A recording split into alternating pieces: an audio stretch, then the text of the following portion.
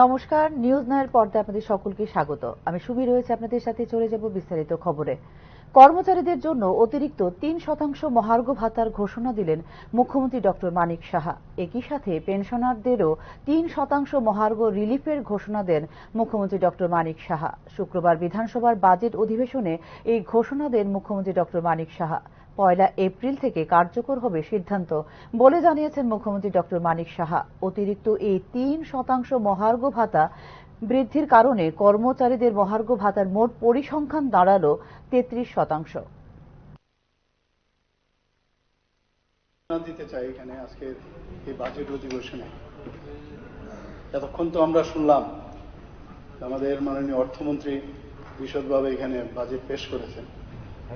তো এর সাথে আমি একটা ঘোষণা দিতে চাই, বিশেষ করে আমাদের ত্রিপুরা সরকারের যারা কর্মচারী এবং পেনশনাররা যারা এখানে আছেন, সকল কর্মচারীদের জন্য ত্রিপুরা সরকারের আমরা অতিরিক্ত মহার্ঘ ভাতা ডিয়ারনেস অ্যালাউন্স 3% বৃদ্ধির আমি ঘোষণা করছি।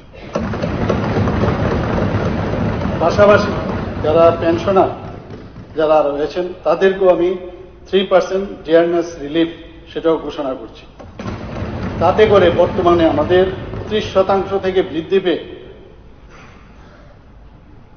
সেটা 33% হবে এবং এটার এফেক্ট হবে এই 1 এপ্রিল 2025 থেকে। এতে করে এই বাবদ আমাদের প্রায় 300 কোটি টাকার ব্যয় আমাদের বহন করতে হবে। সরকারে থেকেই সরকারের বিরুদ্ধে রীতিমতো জাতীয় সড়ক অবরোধ করে আন্দোলন করার মতো নজির স্থাপন করেছে তিপ্রামথা সুপ্রিমো প্রদ্যুৎ কিশোর দেববর্মন। আগের দিন রাতে মুখ্যমন্ত্রীর সঙ্গে বৈঠক করার পরেও পরদিন সকাল থেকেই জাতীয় সড়ক অবরোধে সম্মতি দিয়ে দেন প্রদ্যুৎ কিশোর দেববর্মন। ইস্যু ছিল ককবরকে রোমান লিপির দাবি। শরিক দলের এই ধরনের কার্যকলাপে বিজেপির ভূমিকা নিয়েও প্রশ্ন তুলছেন রাজ্যের সাধারণ মানুষ।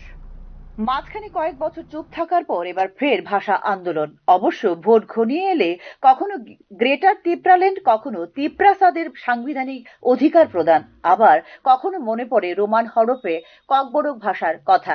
এডিসি নির্বাচনের বাকি আর মাত্র 1 বছর। এডিসি এলাকায় বসবাসকারী তিপ্রাসারা ভালো নেই। এডিসি প্রশাসন এবং মথার নেতাদের উপর যখন তিপ্রাসাদের বিস্তর অভিযোগ, ঠিক তখন তাদের দৃষ্টি অন্যদিকে ঘুরিয়ে দিতে মাঝে মধ্যে কৌশল পরিবর্তন করছেন প্রদ্যুৎ কিশোর দেববর্মন বলে মনে করছেন রাজনৈতিক বিশ্লেষক মহল। এবার তিনি রোমান হরফ নিয়ে আন্দোলনে লেলিয়ে দিলেন মথার ছাত্র সংগঠনকে।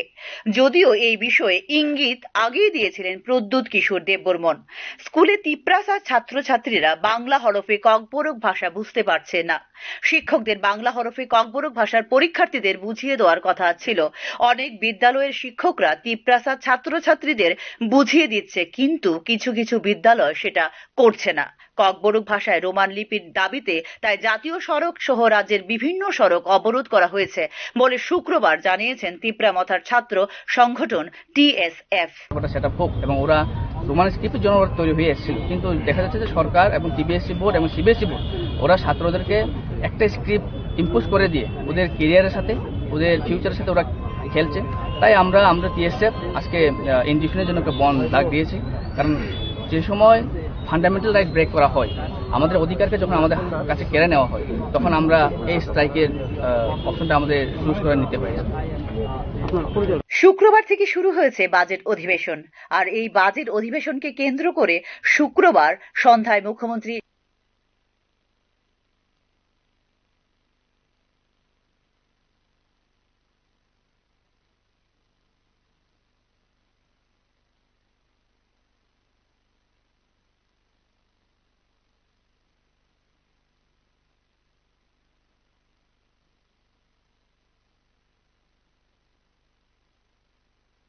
বৈঠক, তাতে উপস্থিত ছিলেন ভাজপা সহ 2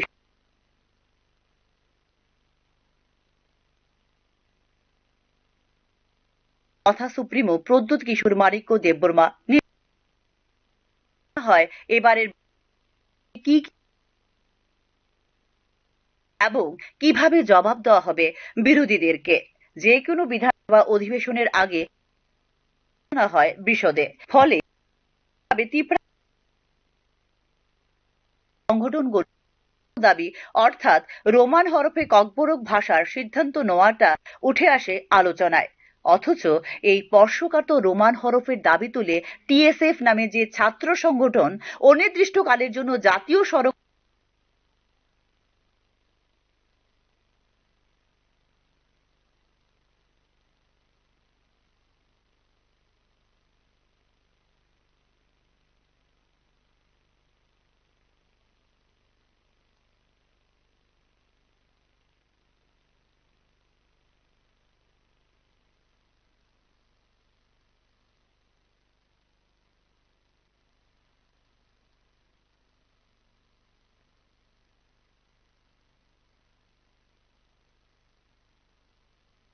नहीं दिया।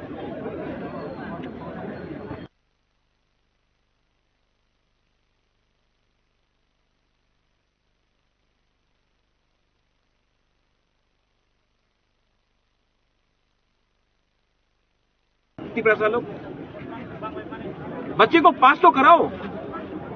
एक বিধানসভাতে বাজেট পেশ ছাড়াও কি কি বিষয়ের উপর আলোচনা হবে সেটার প্রস্তুতি বৈঠক হলো। সে বৈঠকে মথা সুপ্রিমো সহ উপস্থিত ছিলেন তার দলের মন্ত্রী বিধায়করা। এই বৈঠকের পরও টিএসএফ এর ডাকা ধর্মঘট আন্দোলনকে তিপ্রা মথার তরফে সমর্থন করা নিয়ে সমালোচনা শুরু হয়েছে রাজনৈতিক সচেতন মহল থেকে শুরু করে সাধারণ মানুষের মধ্যে। সরকারি থেকে দাবি পূরণের দাবিতে কর্মনাশা তথা জনজীবন বিপর্যস্ত করার মদত দেওয়াটা কোন রাজনীতি, তা নিয়ে প্রশ্ন তুলছেন সাধারণ মানুষ। এক্ষেত্রে অনেকের দাবি তিপ্রা মথা কৌশলের রাজনীতি করে দুই রকম অবস্থান নিয়ে চলছে ঘরে বাইরে, আর এই ক্ষেত্রে চলছে সরকারকে চাপে রাখার কৌশলও। Bureau report, news now.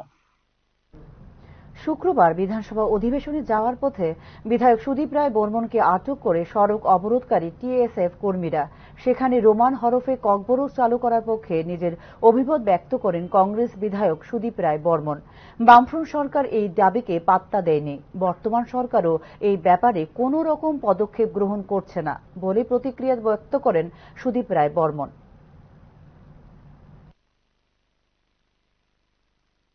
You see that present government doesn't have the will to give recognition to the legitimate demand of the indigenous people. They have been demanding since long. Our party too has been demanding since long that we support Roman script as a script for Kokborok language. But this government is reluctant to adopt the Roman script. Sir, so today in the assembly, will you speak for us? I have already spoken last time also. Obviously, I am the only person who is speaking in favor of this Kokborok language. Last time you had raised this issue. Absolutely, I had raised, and other legislators unfortunately were silent on this matter. Even the Tiprasa legislators were silent on it. Obviously, people have seen it.